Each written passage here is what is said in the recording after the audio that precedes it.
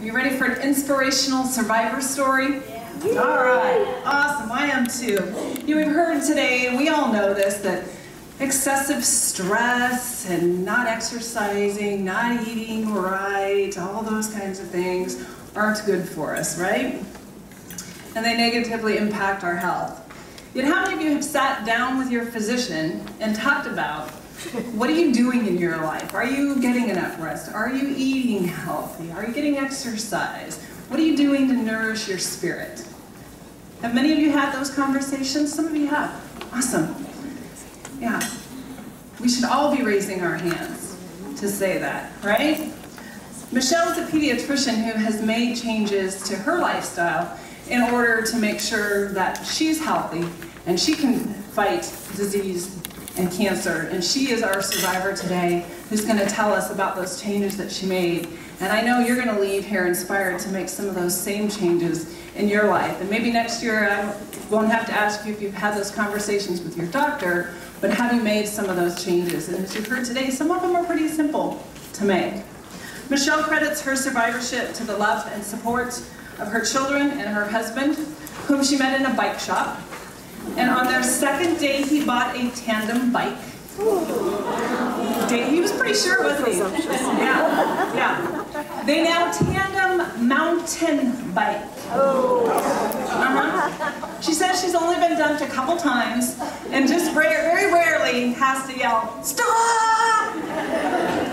Please help me welcome our inspirational survivor speaker today, Michelle Eckroth.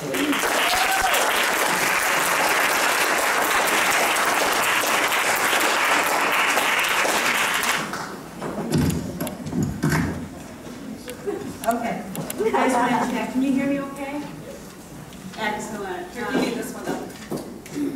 Oh, yes, right. Thank you. You're welcome. No problem. On this side, I'm wired completely. I want to thank all of you for being here. It's quite an honor. And the volunteers currently are passing out a little lavender colored sheet. On that are some resources that you refer to at a later time. And I found them very useful myself in my own journey. Due to our lack of time here today, I'm going to reserve the question time for afterwards. I'll be out in the lobby and I will stay as long as anyone wants to ask me questions. I'm pleased to share the information. We have some one-on-one time at that time.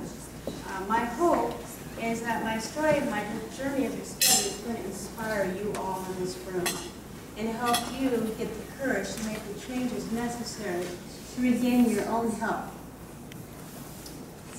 So on November 12th, 2015, exactly 1 year ago today,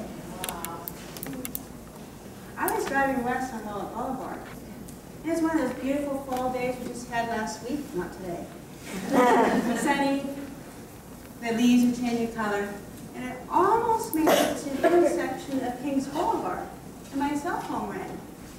Since I was driving, I had to squeeze my Suburban and hug the curb so I could park, take the call. And there's not much parking on Wall, if you ever noticed. And it was my primary care physician, and she said, and I didn't think I'd ever hear these words in my life. She said, "Michelle, you have an invasive ductal carcinoma." I had no response. I had no symptoms. I didn't have a lump.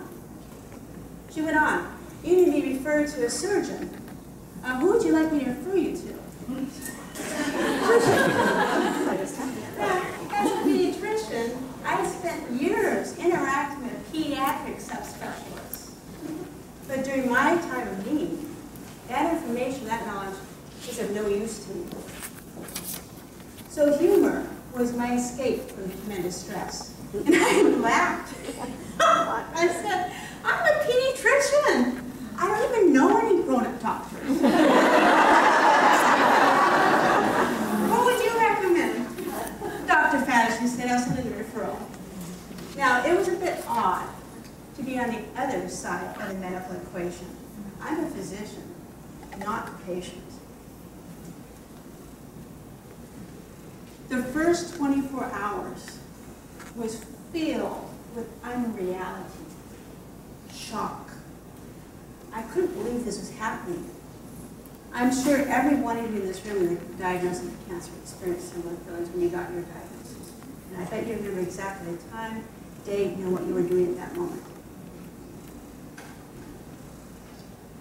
The very first response I had due to my deep, abiding faith is to cling, literally cling to God.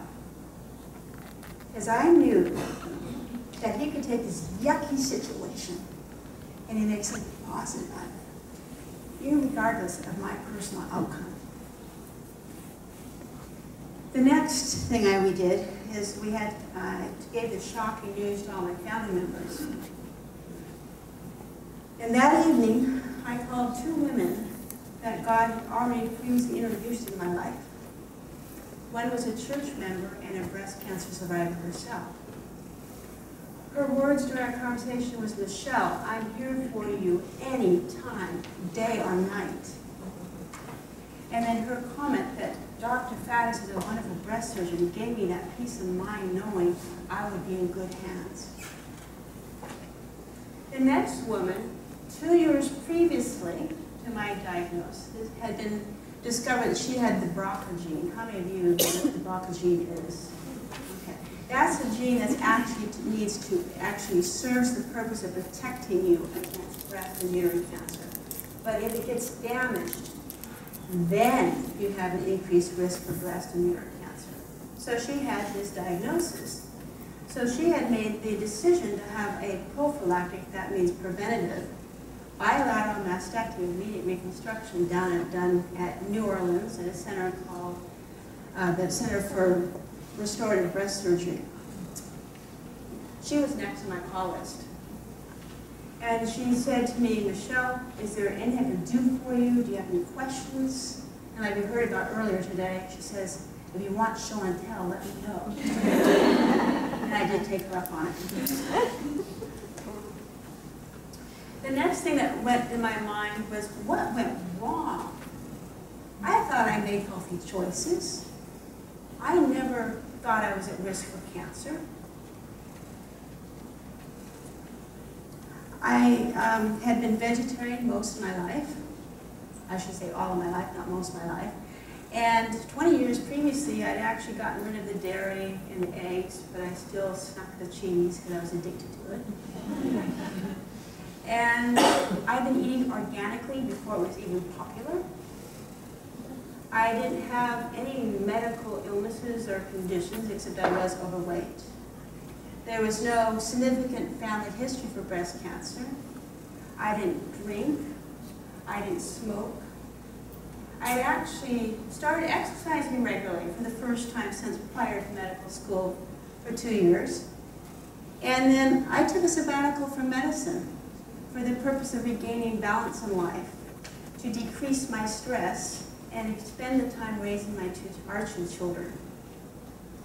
So even me, with all this medical knowledge and experience, I experienced multiple feelings that first week. I was confused. I was overwhelmed. And I had a sense of fear. Because I was facing a life-threatening diagnosis. Now for me, knowledge is power. That's why I went to school for 1,000 years. So the very next day of my diagnosis, I was right down there at the Corrales Public Library. And I checked out this towering stack of 20 books on the treatment of cancer. Now, conventional medicine gives us 3 weapons. They are radiation, chemo, and surgery. But I wanted to dig deeper. First, define cancer, the enemy. We are all constantly turning over new cells every day of our life.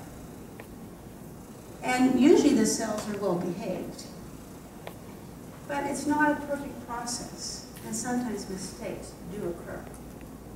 So our immune system is designed to identify any rogue cell and destroy it right at that moment. Something had gone wrong in my body that had made it unable to do its job properly. And now I had a mass of cancerous cells growing in my left breast. one of the most important things on my reading is that cancer is just a symptom of a deeper problem. I want to repeat that. Cancer is only a symptom of a deeper problem. It's the result over many, many, many years of multiple biological processes or systems in our body breaking down. And after this long time of breakdown, eventually the whole body starts malfunctioning, and our internal environment actually is changed in such a way it can promote the growth of cancerous cells. Now, I couldn't do anything about my past. That was done, all right? But I realized I had hope. If I could make new changes in how I ate and what I did in my lifestyle choices and look at what I was exposed to on a daily basis in terms of toxins, etc., if I could make new choices, I might be able to help my body get tools that it needed to repair itself and restore my health. That was my hope throughout my journey. Now, cancer is complex, and like I said, it doesn't occur overnight. The risk of breast cancer for anyone in this room is 1 in 3. When I was a child, which wasn't that long ago, it was like hundreds of years, but it was 1 in 8. Something has changed. Something has changed in our environment, something has changed in our food that we eat, our diet, something has changed in our exposures that we now get exposed to on a daily basis, and on our lifestyle choices. And it's not necessarily our genes. 15% of cancers are due to genetic defect. 85% are due to modifiable causes. That means 85% are due to what we choose in our lifestyles, what we choose and what we eat, and what we're exposed to on a daily basis. That's pretty powerful. So I, of course, being the medical geek that I am, immediately went online trying to find more information about my particular kind of cancer, and I couldn't find anything. But I did find a name of an expert, and he was an expert in mucinous carcinoma, which is my particular type of cancer, and he was at a prestigious cancer center in New York City. So with the encouragement of my husband, I called his office late one afternoon and got his receptionist. I says, if Dr. Hattis has any time, I'd love to speak to him because I just got the diagnosis of mucinous carcinoma. Well, at 0500 the next morning, my phone rings. Now, I don't know about you guys, but people either call me at 0500 in the morning, and my groggy brain thought it must be a family emergency. And to my shock, it was Dr. Hattis on the phone. And I'm not very organized, and I was a bit frustrated at 5 o'clock in the morning. And he just kind of chuckles, and he said, I didn't check to see where I was calling. And he says, I hope this is an okay time. I said, no, I'm very honored you took the time to call me. This is great. And in our conversation, my doctor brain wanted to know what medical article can I read to learn more about my diagnosis so I know what I'm facing. He says, don't bother. Your cancer is so rare, they haven't written anything about it. So at least that saved me some time. And at the end of our conversation, his bottom line for me was that I needed a definitive surgery and then hormonal treatment after that. The next doctor that God introduced me to was Dr. Faddis. That was that wonderful breast surgeon I was referred to. And this sweet surgeon, to expedite my appointment, actually made time on his lunch hour for me and my husband to meet with him. Because most doctors don't have a noon appointment. I'm sorry, we just don't. And in that conversation, he told me you don't need chemotherapy. Your choices are a lumpectomy, but that has to be married to radiation, or you can have mastectomy. If you do that, you don't have to have the radiation. And then after all that's done, you need to do hormonal treatment for at least 5 years. God prompted me to ask another question. All right, my ultrasound was up there on the screen. I said, well, we know this one lesion has cancer and that's why we did the biopsy. I said, what about these other 2 lesions here? They look kind of the same to me. How do we know they're not bad? He said, good question. We need to do some further imaging studies.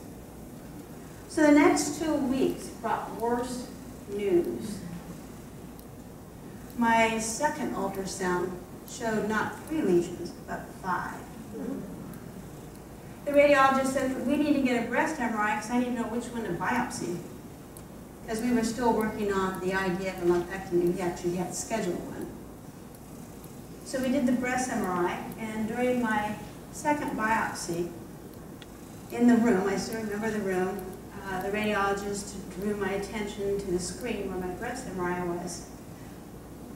I was shocked. I had 6 to 8 lesions on my left breast. And I knew at that moment the lumpectomy was off the table. My left breast was gone. So sadness swept over me and a sense of loss.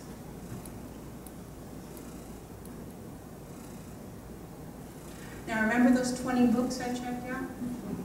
By this time I'd read most of them. But I found my roadmap. My roadmap of how to regain my health. And I'm going to read this off the card because I cannot memorize this exactly, and I want you to hear it. This is written, I'm paraphrasing it, and it's written from an integrative oncologist. Cancer reflects changes in the body at the molecular level that occurred long before you were diagnosed with cancer, long before you had symptoms or it was even detectable. It makes no sense to think of cancer as a tumor. The tumor is just the most obvious manifestation of the underlying disorder and problems that have occurred. These processes that had gotten out of whack. So I decided I was going to take the integrative medicine approach. Integrative medicine means we take the very best that conventional medicine has to offer and you wed it to the other modalities and other approaches that serve to help correct the underlying problems that actually promoted the cancer in the first place. That made sense to me. To get down to the root of the problem and correct those problems so the body can be restored, so the body can be given the tools it needs to repair itself. So, I had an extensive workup done by my functional medicine trained primary care physician and my integrative oncologist. Man, was I out of whack. The list was long. I was shocked. Again, because I had really no symptoms except for being overweight. But not to drag out my long list for you all, I'll do the top 4. You've heard about the importance of vitamin D earlier this morning. Well, my vitamin D level was 7. Okay? So if any of you in this room have not had your vitamin D level checked, please check it. Vitamin D is a powerful vitamin. It helps us against cancer. It helps our immune system. It does wonderful things for us. It's probably one of the best. It's better than most women in terms of multifunctioning. Okay, it does great jobs for us. That was one thing. The next thing is that my levels. We did what was called a Nutri evaluation, and my levels, my vitamins and minerals, were crucially low across the board. And these vitamins and minerals are needed for our biochemical pathways. Third thing was that my mitochondria, that's that little powerhouse that makes energy in each one of our cells, were significantly impaired. And I won't get too technical on you on this, but there is a gene called H.E.R. And I had that test done, and I have what's called a heterozygote defect on that gene, which means I have one good copy of the gene and one not so good copy of the gene. Why is that gene important? In my case in particular, it actually methylates some of the products our body makes to help the body get rid of it or secrete it out. And so because I had that mutation, my body could not methylate estrogen in particular well. So compared to a number of women that doesn't have that gene, she's able to get rid of her estrogen easier. My body had a block in that pathway that kind of limped along, okay? So I had at least one good copy.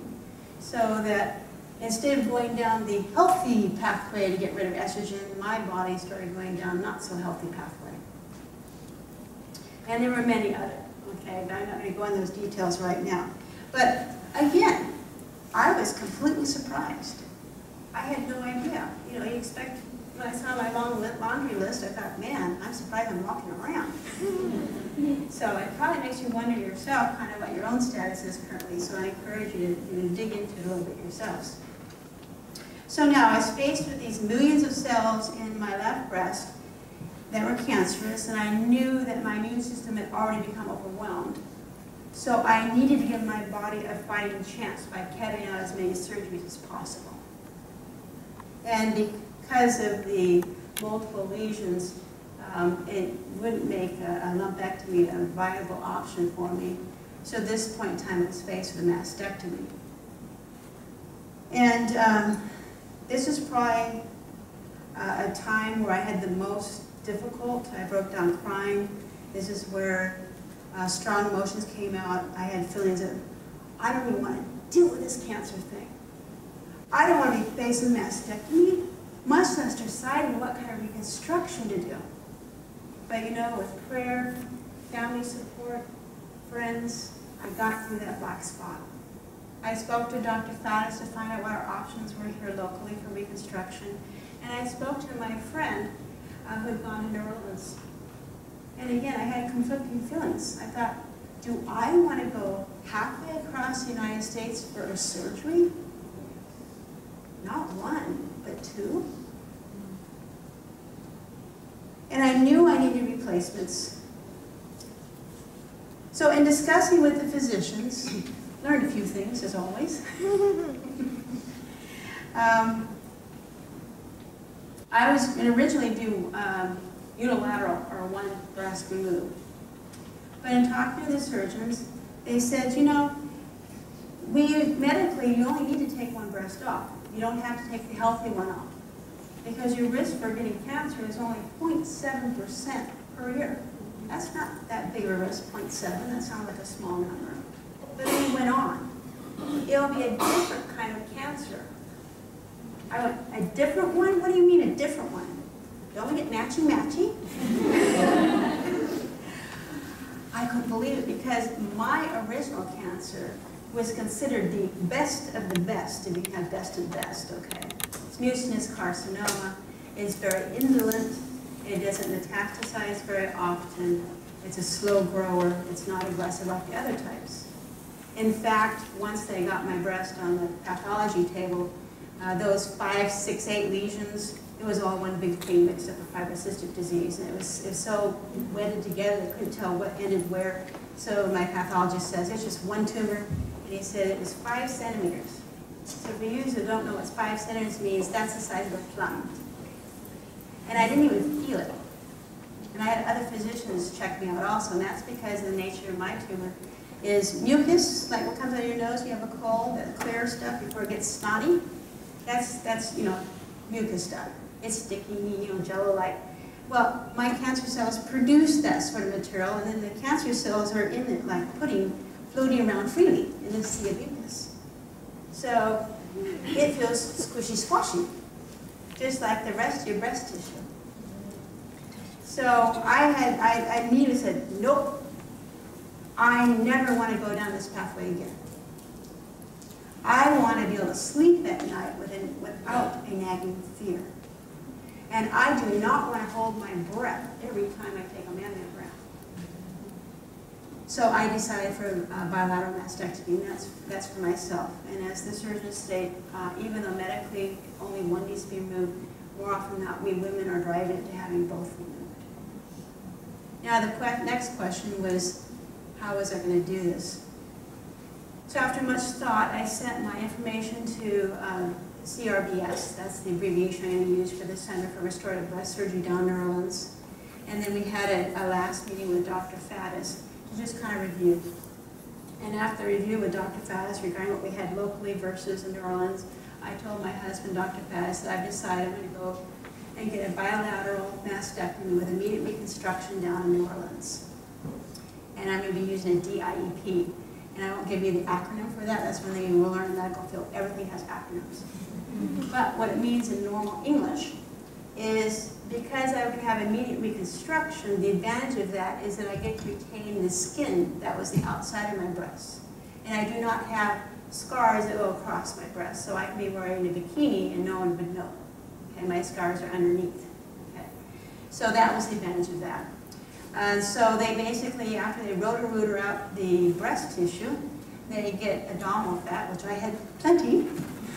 Hadn't been got rid of it for years, so there was a reason for it. And they put half of it on one side, half the other, and that's how they reconstruct the breast. And then they spend hours reconnecting all the arteries and veins so that fat is nourished.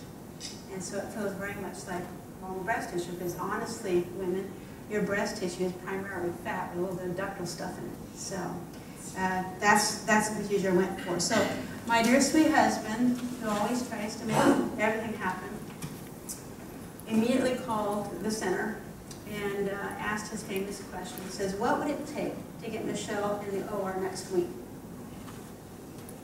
So they did what they could, turn themselves into pretzels and upside down, and we were in New Orleans 5 days later. Now later we were told we broke the center's record for the fastest time between the intake and being in the OR. The center is beautiful. You walk in, there's a smiling receptionist, soft pastel walls that are decorated with impressionist scenes, relaxing music playing throughout.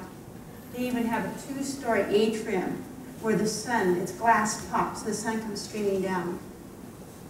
Every staff member made me feel like a VIP. It was such a spa-like environment, I almost forgot why I was there. And because they were so kind and so gentle, it was very clear to me that they were there to nourish, love, and help heal the souls of women who are undergoing the otherwise horrific procedure of removing cancerous breasts. And then they use the best of reconstruction technique to restore them physically.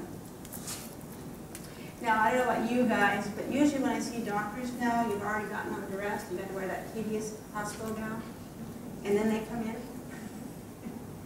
Well, Dr. Wise, my plastic surgeon, was different. We were able to meet with him fully clothed, in a beautiful consult room, and he had us sit down at a table, a circular table, and the very first thing he said to me was basically, Michelle, you have made multiple decisions over a short period of time. I want to take the time now to go through each one of the 9 decision points you went through. And then he smurfed me. That was at a later time. Now I was in the hospital gown. Okay. Smurfing means they take that Sharpie blue pen and they make lines all over your chest and abdomen for his roadmap for the surgeon. December 11th, 1 day short of being a month from my diagnosis, was my surgery day. Now, we were only 3 blocks away from the center, and the center provides limousines for women, so they don't have to worry about driving, etc., in a strange city. And we'd walked to the pre-op appointments, and so my husband, tried to cancel the limousine for that morning they had arranged, but Glenn, our driver, said no. He refused. So at 0600 in the morning, I walked out of our B&B, and I see this dashing tall gentleman, white hair, with a chauffeur cap on, in his black suit next to his sweet black car. He walked me around this, we're talking about Southern charm. Okay. Walked me around, opened the door, set me in. He got up in the front seat, started to settle down, and before he went to drive, he turned.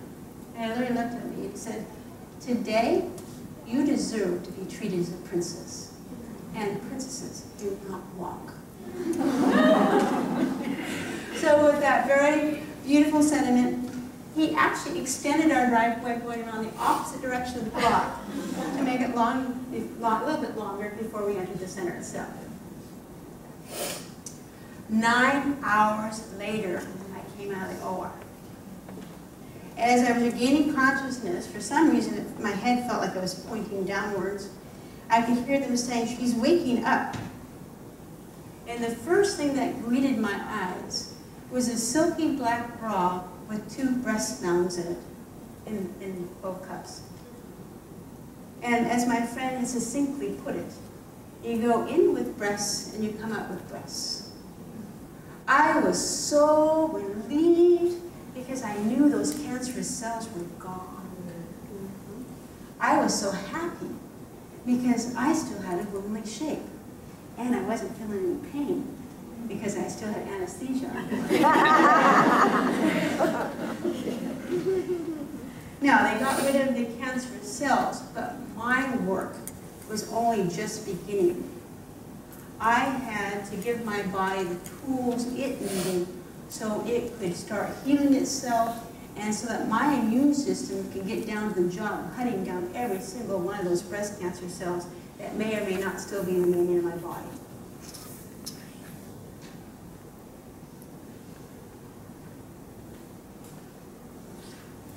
So again, my work was to make my internal environment hostile to cancer so it couldn't grow anymore in my body or any other type of cancer growing.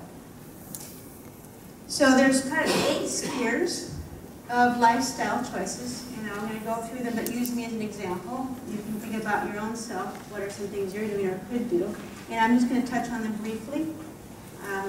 Number 1, of course, you've heard about is diet. What we eat does matter. Plants, vegetables, fruit, a whole vegetable is medicine. There are hundreds of phytochemicals. These are plant chemicals that help our body keep itself healthy, and it's beautifully packaged. So I radicalized my diet the day of my diagnosis. Because on reflection, honest reflection, my diet was very poor. It was filled with processed foods, despite being a vegetarian. So why does that matter? I don't know about you, but I love my French fries and my potato chips. It matters because processed foods, like white rice, white bread, white pasta, all these foods have been so broken down that the sugars are readily available. So when you eat your processed food, you spike your blood sugar. Whereas if you eat a whole grain, or you eat a whole fruit, so let's say an apple. An apple is beautifully packaged. It has the sugars, of course, in the apple itself, and then there's the vitamins and the minerals, and there's that crucial fiber we heard about.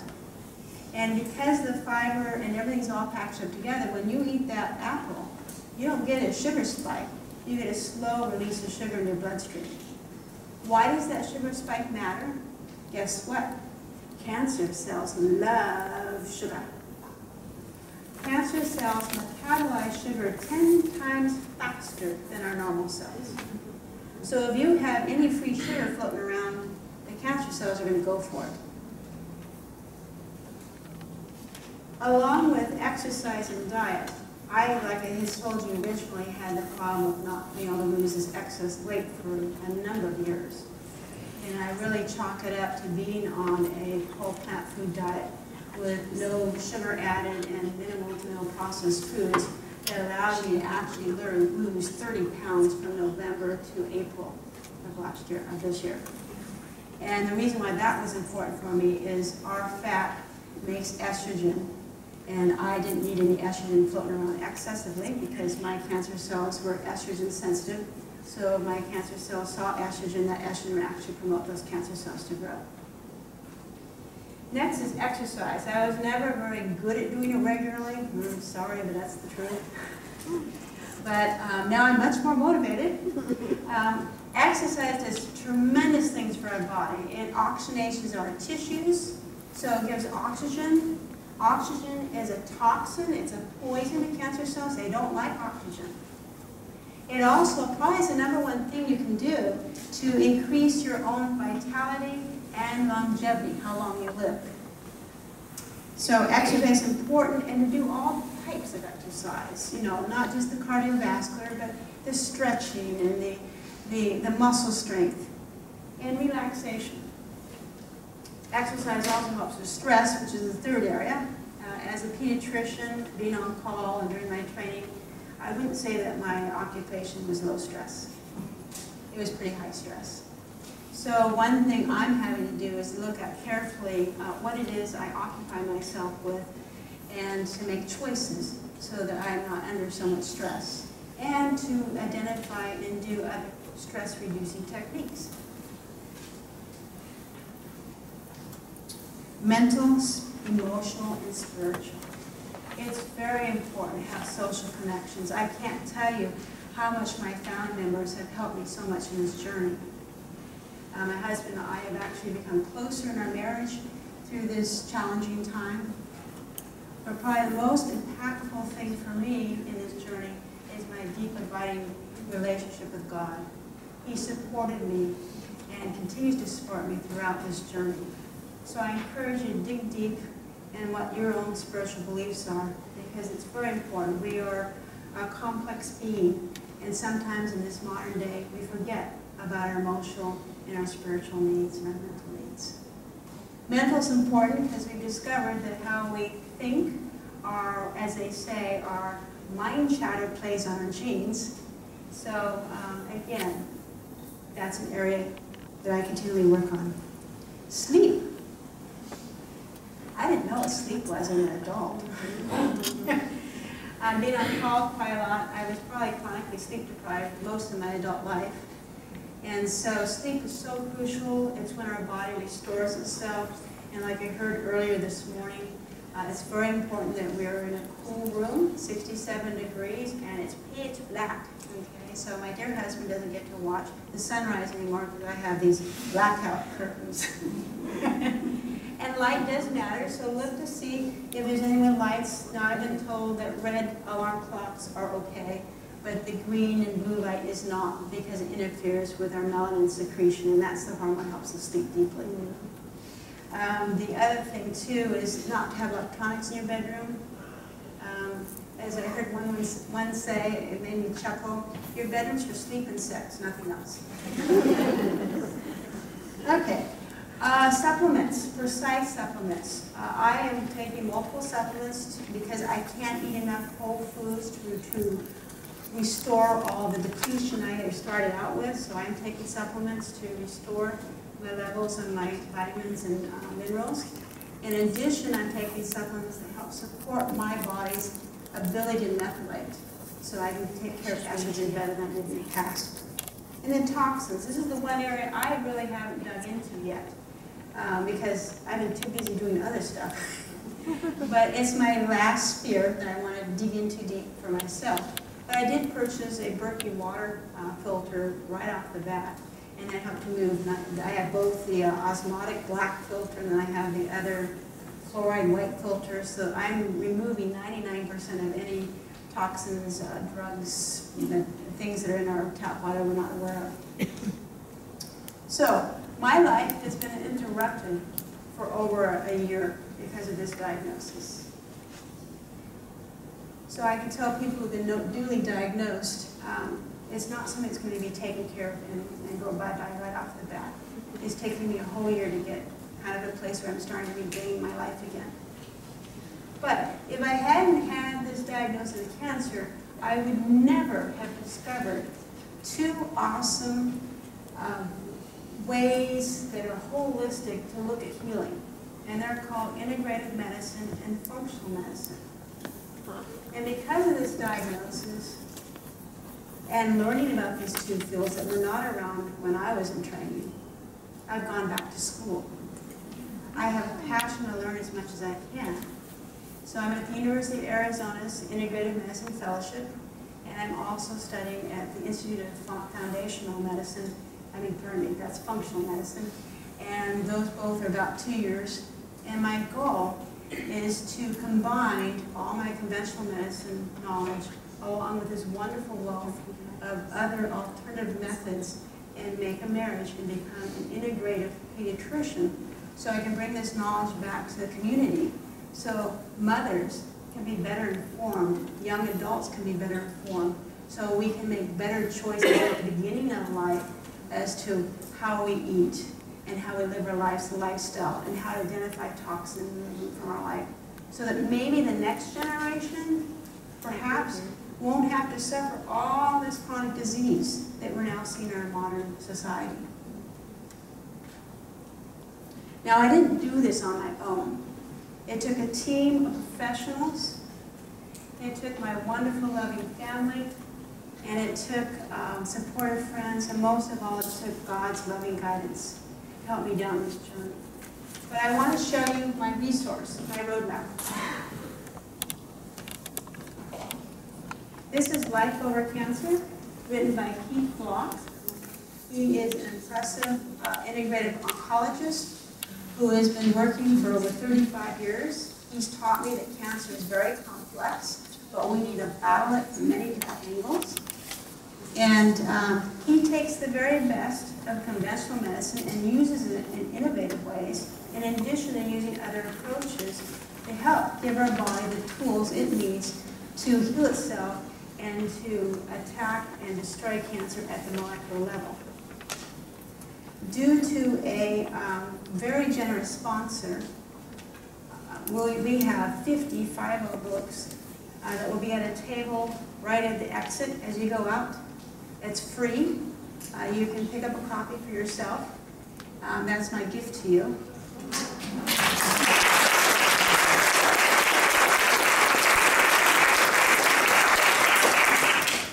So I want to stress, every cancer is unique, and every person is unique. So your own healing plan has to be individualized. It isn't cookie cutter, okay? The second thing, my other take-home lesson for you is you don't have to feel hopeless, and you don't have to feel like you don't have anything to do, or you're at loss of what to do. There are things you can do. You can become empowered. You can step forward and make new choices to regain your own health and actually keep it that way. Do I feel deprived because I don't eat certain things I used to eat? Actually, no. I feel free because I have experienced what it feels like to have vibrant health based on what I'm now doing to change my body this last year. So I don't miss my French fries anymore. Okay? And my taste buds have actually changed, which is weird. So things that used to not be sweet taste really sweet now. So I want to encourage you all. You have the ability. Now, taking an integrative approach does require guidance, but only you can act on it. But go ahead, go for it, and get the support of your family and friends to help you through this. Now, I felt overwhelmed many times during this journey, even with my medical knowledge. There's too much to do, there's too much to change, blah. Okay? So I'm here to let you know that when you start feeling overwhelmed, just stop and take a little section, take one sphere and say, okay, I'm going to do this one thing today. Just focus on that one little thing. Baby step it. One thing at a time. And then once it becomes a habit, feels comfortable, okay, now we try the next thing. And even if it takes you a long time, every little baby step you do and making new choices to better your health before you know it, you'll be a long way to transforming your own body. So I want to thank you all for listening. I especially want to thank Joanne Stretson for the invite, and my two coaches, Anthony and Jean, who assisted me in preparing for this talk. I'd also like to thank every member of the Educational Day Committee for this beautiful event they put on, and Valley Catering for that yummy and delicious and healthy food they provide for lunch. And on a personal note, I want to thank my family members in the audience for all their love and support on this journey. Thank you all.